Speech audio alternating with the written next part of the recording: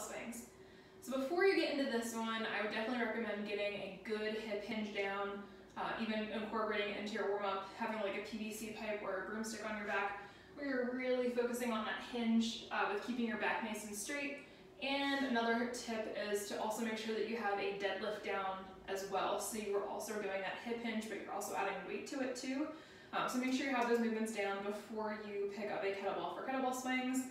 If you're trying swings that are not really feeling right, then switch back to your conventional deadlift or a stiff leg deadlift until you kind of practice and get the motion right. It also helps if maybe you go a little bit lighter, hone in, so that way you're not potentially going to hurt your back. So really hone in on that hinging motion, focus on snapping your hips up into the upright position, which will make sense when I show the kettlebell swing. So focus on that stuff before you get into the swing.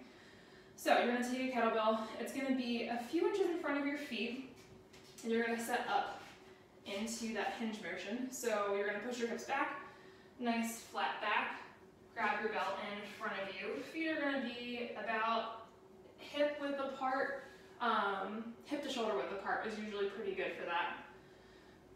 So in front of you like this, you're going to hike it back as quick as you can towards your butt, just like you would for a football. Nice low hinge, hike it back, pop your hips forward. So you're squeezing your glutes at the very top,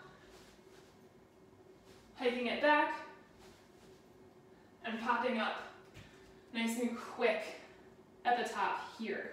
And when you're here, you want basically your entire body to be locked out. So you're squeezing your butt, you're squeezing your quads, your abs are engaged, and you're also pulling your shoulders down too. So by using that hinge motion and snapping up and tensing your entire body up, that momentum is actually going to be what lifts that kettlebell up to about like shoulder height.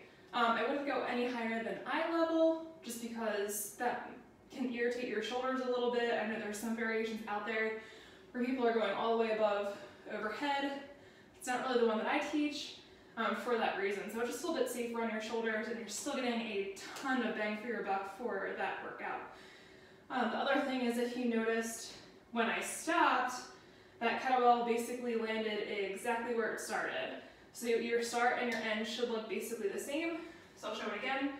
Take it back, pop your hips, nice and tall at the top, let it swing back, and then back down onto the floor. So you're in a deeper hinge, and if you were to start again, it's right in the same spot. So start and end on the floor like that.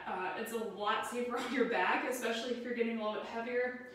You don't want to just stop swinging or start swinging from a standing position with that one.